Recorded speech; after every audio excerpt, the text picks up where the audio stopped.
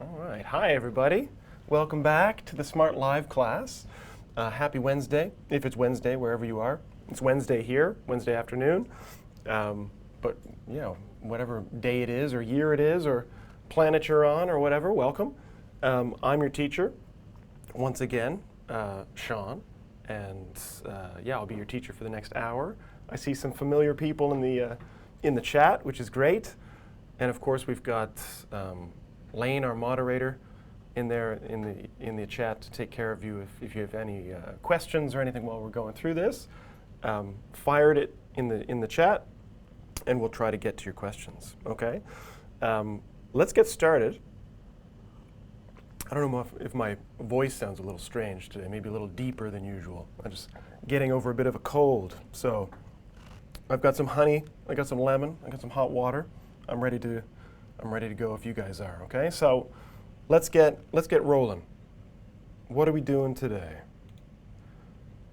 Reading skills is where we're going to start, okay? So this lesson I put together because we've been noticing on the Facebook page, Learn English on Facebook, and I mean in my class as a teacher and other teachers' classes, students are always asking the question, how can I improve my reading skills or my reading comprehension?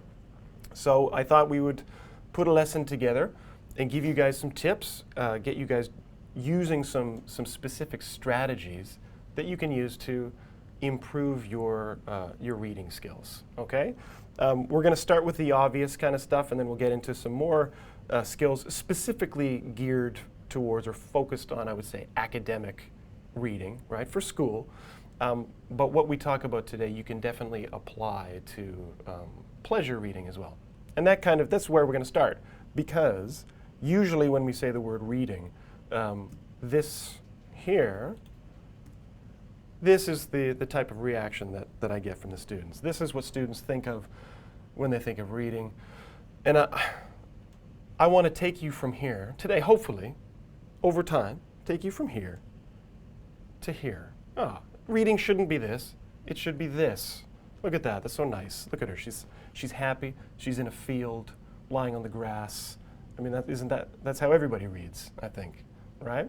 So I want you guys to improve your reading skills so that you don't see reading as torture, right, or something terrible, but something that's enjoyable that you can do in class and out, right? So let's try to get you there, in the grass, okay, with a book. Let's start with, and some people are saying speedy recovery. Thank you, Selma. Yeah, I'm okay. I had a cold a couple days ago. I'm getting over it. I talk too much and now my voice is gone. But that just means maybe I'll talk less today and make you guys do more work. Yeah? So this is the question that students ask. How can I improve my reading and my reading comprehension? All right, this is what we're going to start with. And of course, I'm going to start with the obvious answer. Okay, don't get angry at me. Don't run away yet. I'm going to start obvious, and then I'm going to give you some strategies later. Okay, so the obvious answer, the answer that I give my students every time they ask, how can I improve my reading skills? The answer is this: read, read, read. All right? Now, it seems obvious, but it is, okay? So the only way you can improve your ability to read is by reading. If you don't read enough, then obviously it will always be a challenge to read something and understand it, okay? So read, read, read is my advice for today, but hopefully I'll give you something a little bit more useful than that, okay? But it is important to understand that, yes, it's not magic. There's no magical wizard that's going to appear riding a unicorn on a rainbow and give you special reading power. It's all up to you to read as much as you can, as often as possible, just so you see how the language is used in written form, and you become used to it, and it becomes a habit, and it gets easier over time. Okay, so that is my first piece of advice. Okay, but we're going to go beyond that, obviously. Okay, so what can I say? How can you improve at reading? The first thing I would say is also read what you like, okay? Oftentimes students spend so much time kind of focused on the academic side of things. They're reading the IELTS book or the textbook.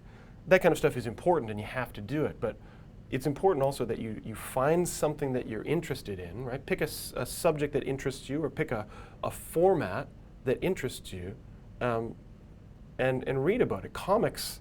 Reading comic books in English is still reading in English, okay? So it's good. Read comics, fashion magazines, sports news, movie reviews, whether it's online or in a magazine. Any reading is good reading. Reading is reading. So pick something you like, because if you spend too much time just reading IELTS kind of stuff, this will be your experience with reading. Yeah. So you pick something that interests you, and again, hopefully, this will be your experience with reading. Yeah, back in the grass, there are so many pictures on the internet of happy, attractive people reading books in the grass. So I thought I'd share some with you today, yeah? So I want you guys, again, to be happy on the grass or in the snow or wherever you are, lying down reading and enjoying it. So pick something you like, okay, is rule number one. Again, we'll get more specific to the strategies in a minute. Reading short things is okay. Short texts is okay, right?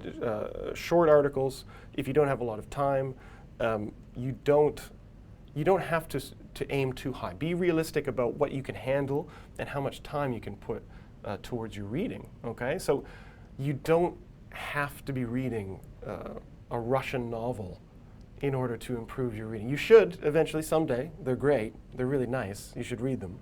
But also reading a short article on a website or in a newspaper or something like that is good too, all right? So set kind of realistic goals for yourself and get a realistic habit happening, okay? So that's kind of where the general advice ends, and we're going to get a little bit more specific now, as long as I can speak, all right? The key when it comes to reading for pleasure or reading, especially reading for academic purposes, for school, you have to go beyond what we call passive reading, okay? So passive reading, if you go beyond it, it means to be an active reader. Yeah, so what does it mean to be an active reader? What is passive reading and what is active reading? Because obviously reading itself, you are doing something, so it sounds active, right? So sometimes students don't really know what I'm talking about with that. But what is the difference between passive and active? Let me compare, because last week we were doing comparison contrast. So passive and active reading, the difference between them is similar to the difference between watching a documentary on TV about fish in the ocean, which is fine, it's great. That's passive reading.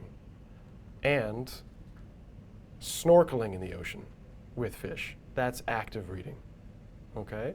As we said, reading is good, but in order to really improve your skills, you have to go beyond this, passive reading. Passive reading basically means you have a book and you're getting the information, but it requires very little effort on your part. So there's not a lot of thought going on while you're reading it. And oftentimes students do this for assignments. The teacher says, read this article, and they sit down and they start to read it. And I know this has happened to me, and I'm sure it has happened to you at least once, where you sit down and you read something for 5 minutes, 10 minutes, you read 2 chapters, 5 chapters, however long you've read, and when you're done, you realize that you can't remember anything that you just read, right? So you were reading the words, but you weren't really concentrating, you weren't really focusing on the words, and that is passive, and we want to get beyond that. Active reading, as I'm trying to show you here, is about getting in the water, it's about swimming, it's about touching it and feeling it, and it's about interacting with the words in the text. Whether it's a book, or an article, or an essay, or report, reading should be an interaction between you and the person who wrote it, whether they're there or not, right? So this is what I want to focus on. How can you be an active reader? I'm going to give you a couple tips today. With reading, there's so much to talk about that we can't possibly cover everything, but I'm going to try to give you a few tips to be active readers, okay? So, active reading starts with what we call preview. Okay, previewing or surveying, some people might call it, right? And I saw some people using words like skimming and scanning and that kind of stuff. This is all related to active reading. The preview means literally before, to look before. Okay, so before you read the article, it's important to look through it quickly, right? Look at the title, quickly read the introduction. If there's a short little introduction at the beginning of an article or essay, read that quickly. Skim through the whole text, okay, and look for things like section headings. So if it's divided into headings, or into sections rather, each section may have a little subheading of its own, a little title. Look at each title, okay? Section headings. Obviously look for pictures, charts, graphs, and lastly, anything that's written in bold, right? Sometimes an author will put important or keywords in bold in a chapter or in an article to draw attention to them. Going through this stuff first will give you the advantage when it comes to actually reading through it. So this is kind of pre-reading, if you want to call it that, is previewing, okay? So just to show you what I'm talking about, I'm going to put something on the screen, okay? I have taken, today I went online and I found an article on a topic that I thought was interesting. And I put the article up here and I'm going to show it to you on the screen, except I took all of the text out. The only thing that I've left the title, I've left the section headings, and I've left any kind of pictures that were in the article, okay? So I want you guys to take a minute, 60 seconds or maybe even 2 minutes maximum. I'm going to put on my happy music. I'm going to pop off the screen, and I want you to look at this information. Look at the title, look at the headings, look at the picture, and I want you to decide, what do you think this article is about? What do you know about the way it's organized? What does this information tell you about this article before you read it? And whatever you see, whatever you notice, pop it into the chat, and then we'll talk about it together. Okay, so this is the article.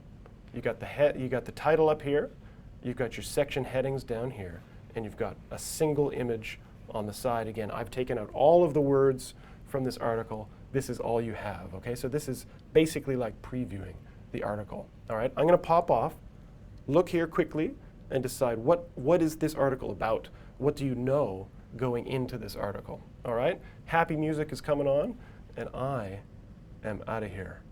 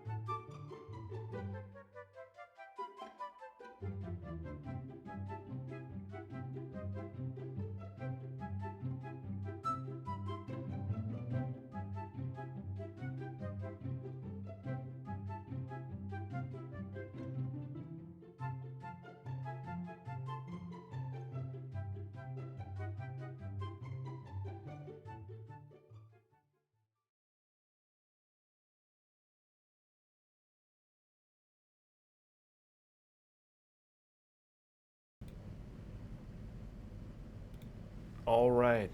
Yeah, we got some good stuff coming in. Some people putting some answers in there. Eduardo, nice one. How to fly without wings.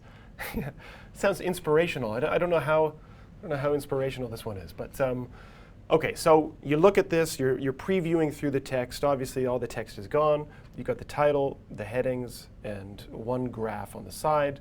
And you have to think before you read it. What is this article about? So I saw somebody said drugs. I think it's Aaron. Is that who? I'm not sure if I'm pronouncing your name correctly, but I think I saw that you call yourself Aaron. Said drugs. Selma saying the frequency of dopage among students, or article about students who dope to study. Yeah, I wouldn't use dope to study. I don't know if I'd use the word dope in this case. Dope as a verb, it sounds more like steroids, like for athletes. Although I guess you could argue that this is the same thing. Okay, so and adverse side effects is coming in. Okay, so you're looking at it. You see the title. Obviously, you know that it's about something called study drugs, right? So you know it's about drugs, which you guys are correct about, and you know it's about final exams. You got finals here. Now looking, also important to note, to mention, that down here you've got 4 section headings, right? Now what that tells you immediately is that you have 4 sections in the text, which again seems obvious, but it's important to see how an article is broken down before you read it, because you know that each section is going to focus on one specific thing. In this case, you've got adverse side effects or stopping the trend, okay? And then you've got your image over here, which if you look closely at it, is looking at the different level of student. You've got freshmen, sophomores, juniors, seniors, and then cumulative means everybody, looking at the different numbers and percentages of students in what year of university they're using these drugs, okay? So yeah, I'm seeing good stuff come in. Students using drugs to learn faster and to focus and that kind of stuff. And this is good. This is a good start. So that's the preview. That's before you read, okay? Good. So now it's time to read the article. Or is it? Well, no, not yet, okay? It's not time to read yet, because before you read, it's time to question, okay? When I say question, what I'm talking about is after you preview, after you look at all of these headings and all this information, but before you really start to read, it's a good idea to create questions, okay? You're creating questions that you can answer while you read, all right? And it's also good to use the information from your preview, from the title, from the section headings and whatnot, use those to help you create these questions, to help you write the questions down.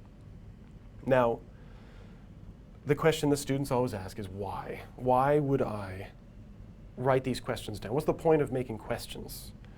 Good question itself. And the answer is because creating questions gives you a purpose, okay? It sets a goal for the reading, and that will eliminate or reduce the chance that you are going to read something and start daydreaming, because you're going to be more focused on answering the questions. It gets you engaged with the article or with the chapter, right? So writing down these questions gives you purpose. And hey, we all want purpose, right? So this is good. And this is exactly what we're going to do now. So go back, we're back here, okay? I see people are talking about the length of the article. Now obviously, for the live class, I can't get you guys to read the article now. So we're not going to do that exactly. We're just looking at kind of the intro to the article, okay? So again, this is just the title, the headings, and the information on the side, the graph. Your job is to write down some questions that you think of while you're looking at this stuff that you will probably be able to answer by reading the text. So what questions do you have about this information or about this article that you want the article to answer, okay? So for example, my first question, and hopefully it would be your question too, unless maybe you already know, but my question is simply, what is a study drug? Okay, if I see the article and it says, examining the use of study drugs during finals, my question is, what's a study drug? And hopefully the article will explain that, okay? So this is what I'd like you guys to do. Again, I'm going to pop out for 2 minutes. Again, this is active reading. Look at this information, and based on what you see, write down some questions that you would hope the article will answer for you. Okay? Number one, as I said, what are study drugs? But you can write down any question about this article that comes to you, put it in the chat, and then we'll talk about it. Okay? I'm going to pop out again, put the happy music back on, think of some questions for this article, and put them in the chat for us. Okay?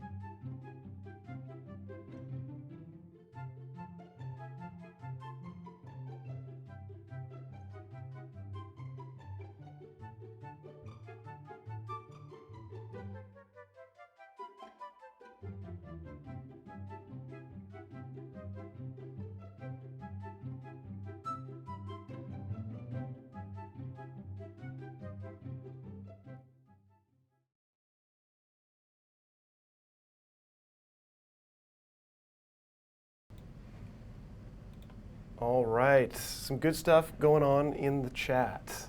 I'm seeing lots of good questions, except for Zach. All right, so yeah. Selma says, why do students use drugs? Yeah, good, right, good question. Oscar says, how does a study drug work, right? How are the study drugs supposed to work? Good question. Selma again, why are these drugs popular among students? Good question. Aaron says, my question is, what does the drug benefit? So what are the benefits of the drug? Okay, yeah, I'm not sure if the article is about the benefits. Maybe the article will be about that. Yeah, maybe you and Zach could talk to each other about that. What else do we have here? We've got Eduardo. Welcome back, good to see you. So what do the last students use more drugs than noobs ones for? Oh, I see. So you're saying that down here, the students here use more drugs. Well, they actually, just be careful of that, because this is actually all of the students together. I don't know if you can quite see it, but that word is cumulative. It means all of the students. Now, if you look really closely, actually, seniors, which means the last year, use the drug. Oh yeah, no, you're right. They were offered less, but they use the drug more, 16% over 13%. Yeah, there are my math skills again. All right, good stuff. Marianne shows her face in the chat. Good to see you. The dangerous effects of study drugs. Good. Why do universities need to inform students of the danger? What are the side effects? These are excellent questions. Can you get superpowers with drugs?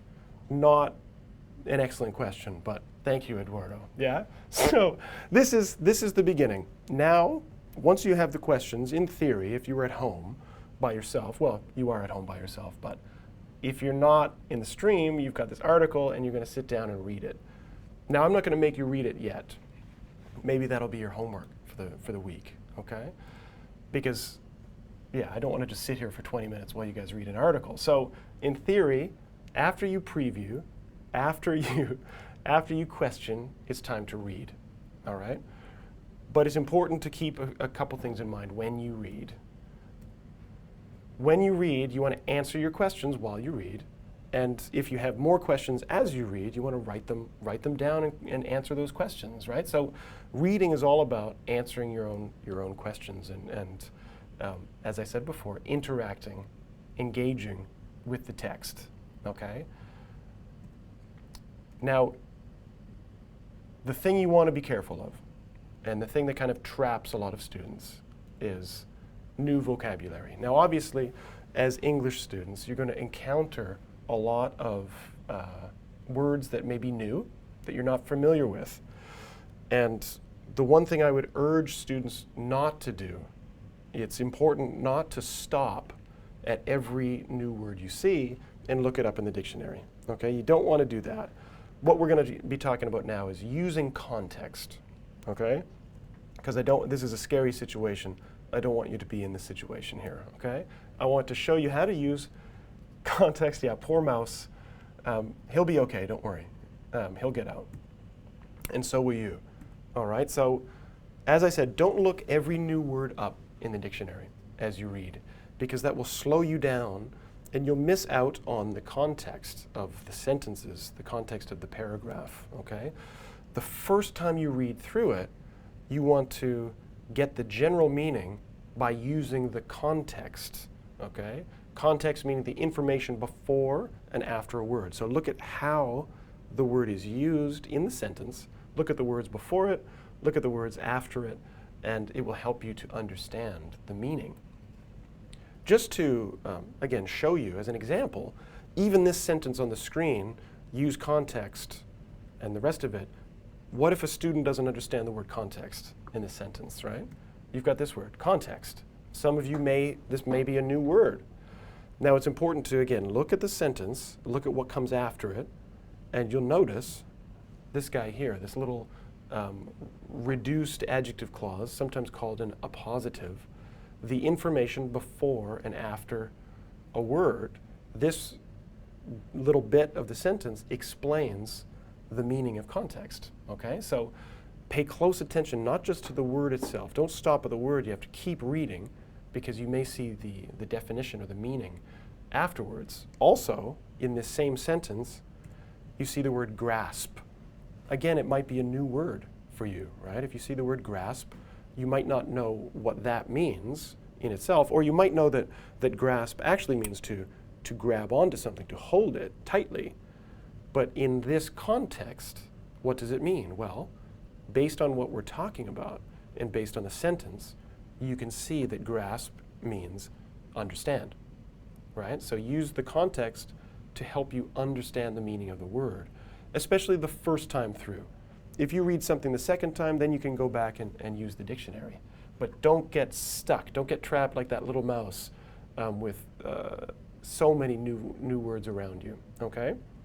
So, oh yeah, and the other thing is, keep reading. Don't stop just at the sentence too, because maybe even the next sentence itself, or maybe two sentences later, will help you understand a new word. Remember that if you see a word that you don't understand, it's possible that the author, the person who wrote the article, may know that you might not know the meaning of the word and will help you in the next sentence to understand it with certain things, okay?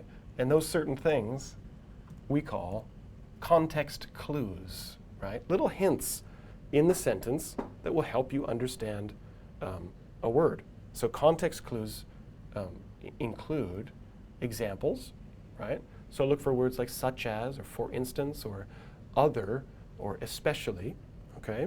That will help you understand a word. Definitions and synonyms. As we just said with context, you want to look between the commas in a sentence. Oftentimes we'll put a definition in the middle of some punctuation in that sentence to help you out, okay? And contrast. Sometimes we use what we were talking about last week with comparison and contrast. We often use a contrast to help explain something, right? We say something and then we say what it isn't in order to help you understand what it is. All right?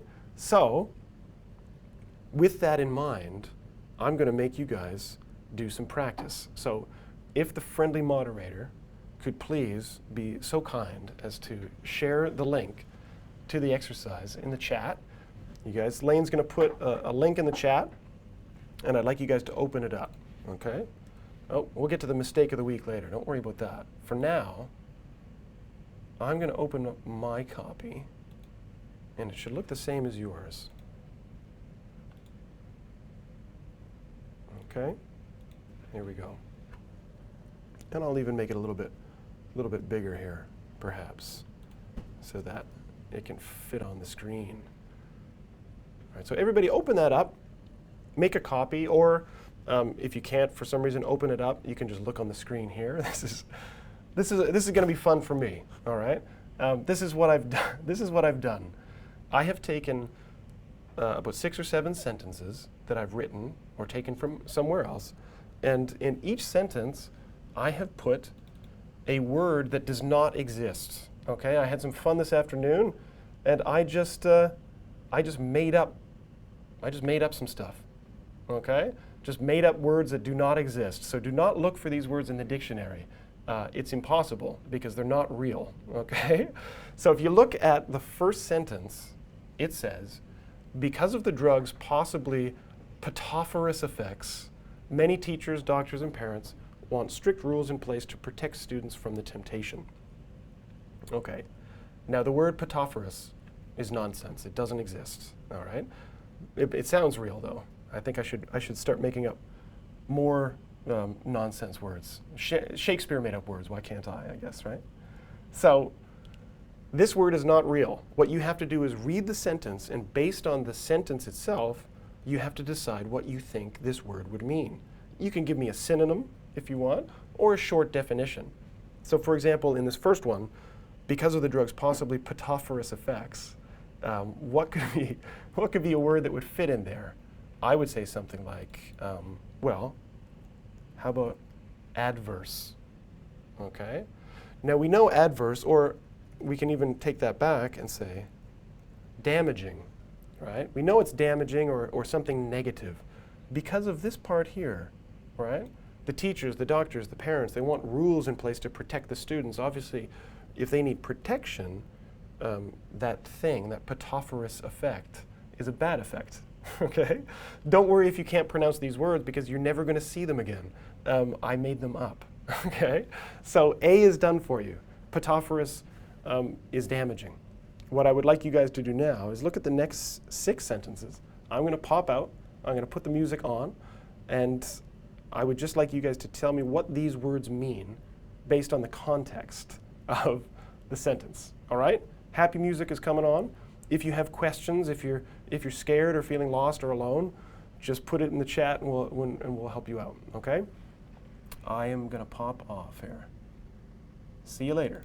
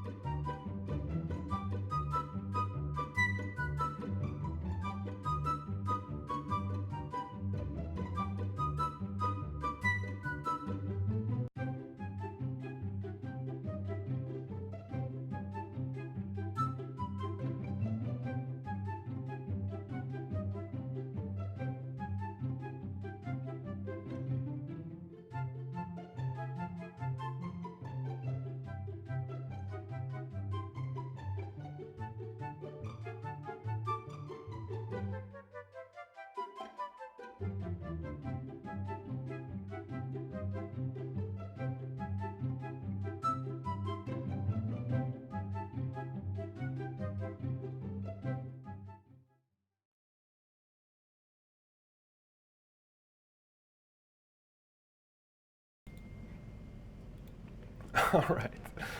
Good stuff. Lots of answers coming in. This is lots of fun for me.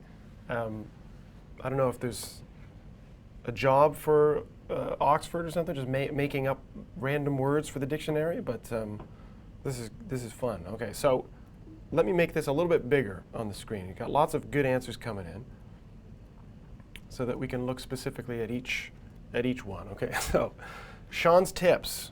This is true. Shaun's tips about context clues are so helpful that the students were able to schmeege the meaning of the word beyond a doubt. All right. So I saw, yeah, lots of good stuff coming in. Mohammed said grasp. Selma said understand. Some other people said grab or grasp or understand. That's exactly right. The word that I would put in there, if you want a new word that you might not know, the word I was thinking of is ascertain. Okay, so ascertain is a real word. Schmeege is not. Okay, so now if you see the word like ascertain, if you don't know it, based on the context, you can figure it out. Okay, good stuff. What about C? Let's move this up here a bit. While it was lalamooed by critics and audiences when it first was released, the movie was later praised for its use of experimental techniques. So I think I saw, for C, I think I saw Marianne said criticized. Yeah, and I think a couple other people said criticized as well. And that's exactly what it means, okay? So if you look at this nonsense word, you know that it would be criticized because of the contrast. Because it says here, it was later praised. You know that lalamooed must mean something critical, criticized, or again, if I can give you a new word, possibly slammed. Okay, so while it was slammed by both critics and audiences, it was praised later, right? So in this case, slammed is a bit slangy, right? It's figurative, but it means to criticize something harshly, to say very critical things about it. Okay, good. You guys are nailing it. All right, what about the next one, D? At the end of the lesson, we will answer some of your questions as long as they are equalable to today's topic. Right? Sounds like an adjective, must be an adjective. And I noticed that I think Selma got it. I think Selma, you put the letter C to it, but I think you meant D. And Eduardo got it as well. And Muhammad got it too. A whole bunch of people got it. I see the word related, right? As long as they are related to today's topic, as long as they are, I see somebody said similar, that's good too, and similar to today's topic. Or how about this actual word, pertinent, right? As long as they are pertinent to today's topic. So again, if you see that real word, not like, what was it before, qualable, but pertinent means to be related to, and you can tell that by the context. All right, now my personal favorite word that I made up today is E. The idea to change the group's name was not falafely accepted. Nearly half of the people in the group voted against it. Okay, so falafely, obviously, is an adverb because it's modifying accepted. And again, lots of good stuff coming in. Selma says fully, Muhammad says totally, Eduardo says completely. What else do we have here? Marianne actually got the word that I was thinking of, which is unanimously, right? Oops. There. It was not unanimously accepted. Now, what does unanimous mean? It means that not everyone accepted it, right? Unanimous means something is completely accepted, as you guys said. Totally, completely, awesome. Really good stuff. All right, what about F? Now, F is tricky. I wasn't necessarily thinking that you would come up with the actual name of the science, but a lot of you obviously noticed that it is some kind of study or some kind of science, right? Because it's called boomology. Eduardo, Shaunology would work as well. I see archaeology and stuff like that. Now, the fact that you know that it's a field of study is great. It means that you're using the context. Now, the tricky thing about this one is it really doesn't even matter what the name of it is here, because you know exactly what it is. It is a field of study, and it says it right there, and it's a field of study that concerns this, the short-term rhythms of time and their effects on plants and animals. So, as I said before, if you look later in the sentence, this is actually a clear definition of the word that we're looking at the top. Now, don't worry if you don't know what this is, but this type of science is actually called chronobiology. Chronobiology is the field of study that concerns itself with time and how time affects plants and animals. So that's a new word for you maybe, okay? And the last one on our context clue is Pingtingchen. Pingtingchen, I guess, is what is the word. After being bombarded with emails from angry citizens, the politician wrote and printed a Pingtingchen, a statement saying that what he had said was not true. Now, the tricky thing about this one, too, is, let me show you this. What I can do here, I can just take this out entirely. Look, printed a statement saying what he had said was not true. So we know, because of this comma here, that whatever this word is, this section here is actually defining this word, Pingtingchen, right? A statement saying that what he said was not true. Now, if you're not familiar with this, it is actually called a retraction. Okay, so they printed a retraction, which is a statement saying that what he said was false or not true. Okay, good stuff. So this is what we're talking about when we talk about context clues. Look at the sentence and use the words before and after to really understand a new word. Don't get stuck like that mouse. All right, good stuff. So there's so much to cover when it comes to improving reading skills that I thought I would spend some time on that today, but we can't cover everything. Okay, so I thought I would give you a few tips, like preview, write down questions, and use context clues in your reading. Okay, and maybe what we can do is start having this as a regular feature in the stream, where I can give you once a week. I'll give you little reading tips, okay, to help you with your pleasure reading as well as your reading for school. Okay? So, speaking of that, one thing, we're not done, but I am going to mention what I put. Oh, maybe it's actually on, maybe it's not on my copy. Maybe it's just on your copy, the student copy. Let me take a look here.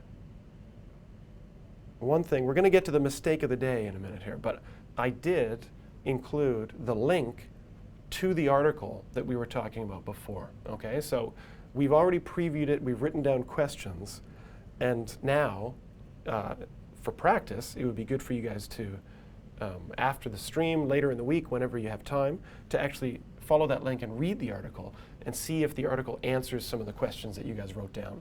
Okay? I'm seeing some good stuff. Mohammed, why does 5 out of 7 gets a sad face?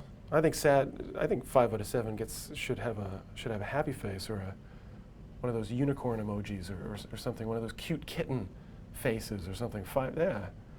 There you go. Yeah, Selma's got it right. She's got the happy face, and she got less than 5. Even better. Okay, so forget about reading for now. Let's talk about the mistake of the week. All right, let me get in here. All right, so back to the presentation. Let me go all the way down here. It is time once again for the mistake of the week.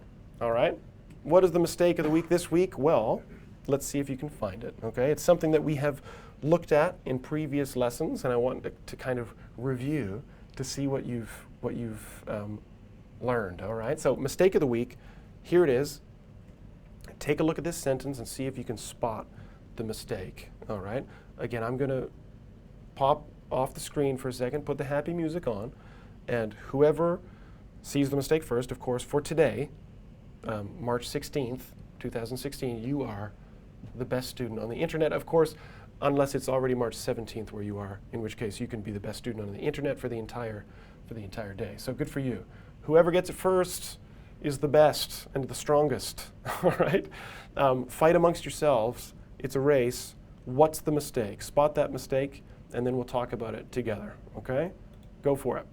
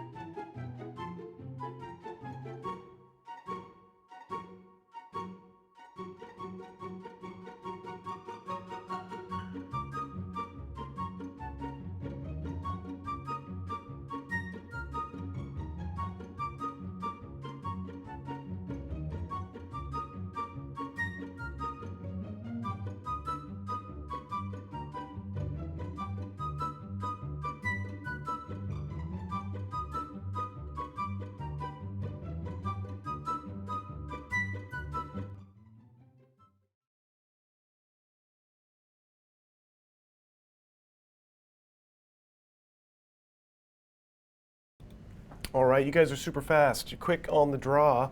Marianne is tough to beat. Once again, maybe 2 weeks in a row, I think she is the first to spot the mistake. Now, a couple people did see it as well. I see Oscar, I think you said the mistake is her should be his, but no, it should be her because Sarah is female. So it's Sarah is a woman, so Sarah's father and her mother. I noticed, interesting, that some of you noticed the RE order in the word theater, which is not technically a mistake. Actually, that is an alternative spelling. This is British spelling, and therefore is Canadian spelling, because we are part of the British Commonwealth. This is British English, RE, And in the United States, American English would be ER, but both are fine. Yeah, both are recognized. Okay, so that's not a mistake. The mistake is, yeah, and some other ones are coming in here. Good stuff. The mistake is the comma there. And I think that, Luciana, you got it too. Notice that this comma is here. Now this is a very common comma mistake that students make in their writing, and that it has a special name. It's such a common mistake that it has its own name of mistake, okay? It's called a comma splice. Now splice means to split, okay? So split with a comma.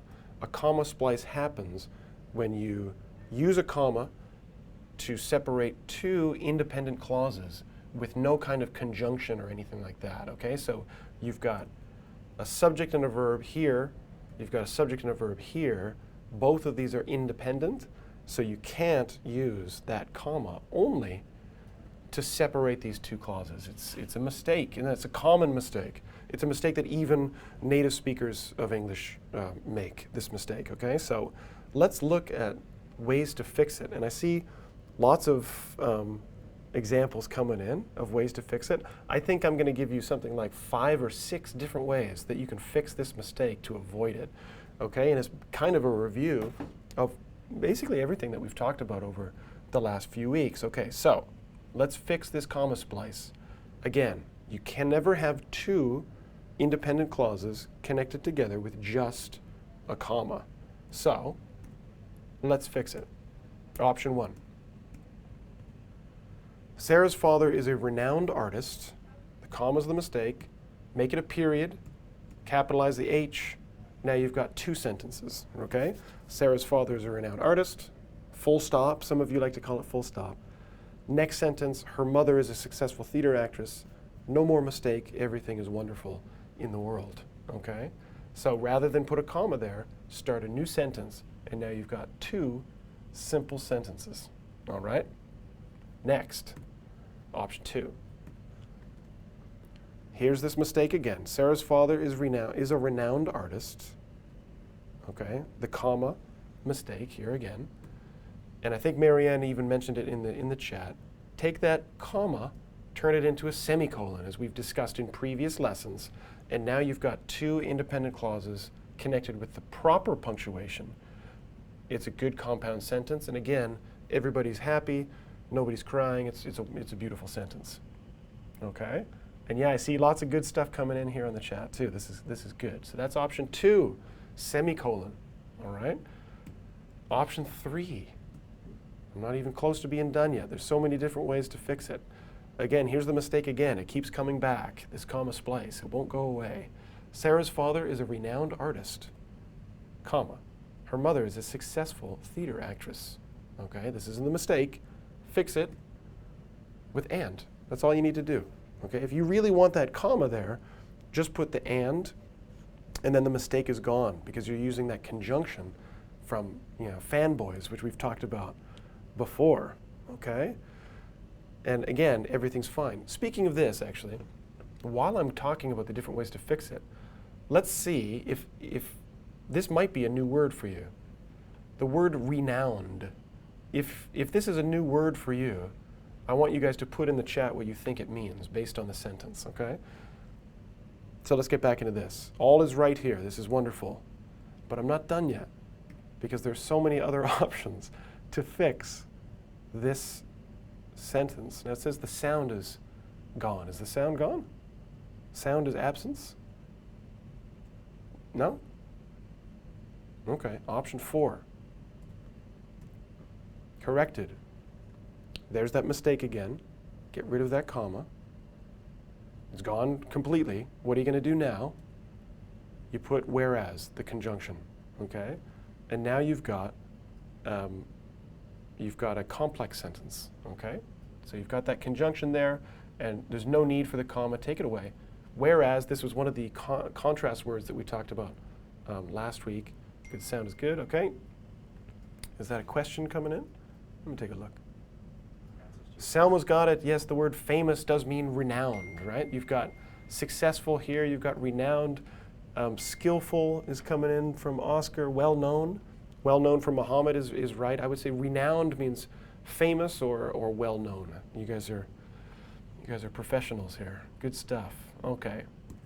I'm not done yet. I've got so many other ways to fix this mistake. Okay. Option number 5. I'm not even slowing down. I'm not even getting tired. Okay. So Sarah's father is a renowned artist. Again, that mistake. Get rid of it. Put the semicolon there, and based on what we talked about last week with comparison contrast, put in that adverb similarly, put a comma there, and now you've got, again, a grammatical and properly punctuated compound sentence showing similarity, okay?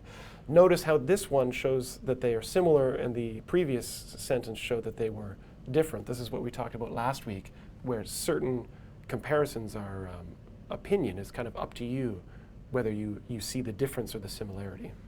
Okay, so one more correction. Okay, one more kind of fix for it, and it has a little name, the series. Now remember that the problem with this is that you've got 2 independent clauses connected with 1 comma, and we said you can't do that. Okay, so we said you can use a period, a semicolon, conjunctions, adverbs and semicolons, all of these ways to fix it. And the final way to fix it, I promise I'm finished, this is the last one, is leaving the comma there, but adding a 3rd independent clause, and now it is a series of 3, which is fine. 2, no good. 3, wonderful. 3 or more, you could put a 4th one in there if you wanted to, okay? So Sarah's father is a renowned artist, comma. Her mother is a successful theater actress, comma. And her brother is a respected photographer. Done. And now, all is wonderful because you got independent clause here, you've got independent clause here, and an independent clause there. Eduardo is asking, besides, as a linking word, I don't think I would use besides. I mean, I think you're talking about kind of like in addition or something like that. Good question, Eduardo. I think one of our similarities, differences words would work a little bit better, like similarly or likewise or something like that, okay? And if you're using besides, okay, let me go real fast here back this way. If you're going to use besides, you're going to use it this way, okay? With the semicolon and besides and the comma. But I think in this case, the logic of the meaning besides, I don't think I would use that there. I would use similarly instead, or likewise, or something like that, okay? Good question.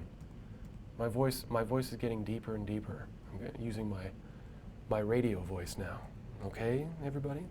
So, independent clause, we said, independent clause and an independent clause, 3 together, everything is wonderful. The mistake is corrected, and that's it. Okay, so homework for the week, because it's 4 o'clock my time, wherever it is where you are. It's time for me to go home. I know it's sad to say goodbye, okay, but there's always next week to look forward to. All right, so homework for the week, and I know that some of you guys sent me some stuff from last week, and I am going to look. I'm still going to look at it. As I said, I had a cold over the weekend, so didn't get a chance to look at it. Please share homework. Last week I said if you had written any comparison contrast examples, you can share those with me, and I'll take a look. Maybe even I'll pop out, but stick around for a few minutes in the chat. If you guys have questions, I'll be here. I'm just going to stop talking, okay? But homework for the week, 2 things you can do, okay? One of them, read, of course. Look at these. Look how happy these people are. They're all reading together. They're pointing at it. They're smiling. It's great. All right. So read this weekend, and even or this week, I should say. Follow that link on the document that I shared with you, and take a look at that article and see if the article can answer some of the questions that we talked about today. Okay. Also, just because I'm sure you guys don't have enough to do already, I put in this document that Lane put in the chat. Here, let me make it smaller so you can see it. He put the doc in the chat already. We'll put the link under the video when it comes when it's in YouTube. Underneath, we've got a second part to this exercise. These are comma splices. Well, some of them are comma splices, some of them aren't. Okay, you have to decide, is it correct or does it need to be fixed? If it's a comma splice, fix the sentence, okay? And then next week, you can share your answers with me, and we'll go over them if you have questions. So for example, look at letter A. Patrick was cycling along a country road at dusk. He saw a family of deer under an apple tree. Well, that sounds wonderful for Patrick, but bad for whoever wrote the sentence because that is a comma splice, okay? So that comma splice needs to be fixed, and I would just change that to a semicolon, or you can do it a different way if you wanted to. It's entirely up to you, okay? So for next week, read the article, see if you answer those questions that you asked, do this comma splice exercise, and of course, read as much as you can, okay? And in future lessons, well, I'll keep giving you reading tips as well, all right? So, one question coming up. Is B wrong? Here. We made sure, well, I'll do one more before I pass, I was going to say before I pass out. I'm not going to pass out, don't worry. before I sign off, we'll say instead. That's a good question. Is it wrong? Actually, you know what? I'm not going to tell you. You decide, okay? You decide if it's wrong. Come back next week and tell me, is it wrong or not? Did you fix it or not? And I'll look forward to that. Okay, so see you later, wherever you are, whatever time it is. Thanks for coming. We'll see you on our Facebook page, right? Learn English on Facebook. If you have any questions, or in the class next week, remember Mark's class. Mention we might change the time of this. All right, and Lane is telling me that we may change the time of this stream because I know that it is quite late for a lot of you guys, and obviously I appreciate you staying up so late. I know that if this wasn't on, you guys would all be going to bed at 9:30. Okay, so I appreciate you staying up so late just for me, and we're going to look into the time change. And if we change the time, then we'll announce it. Okay, guys? See you later for now. I'm going to pop off. I'm going to say goodbye, and we'll put some music back on, and we'll see you here next week. Okay? Thanks for coming. See you later.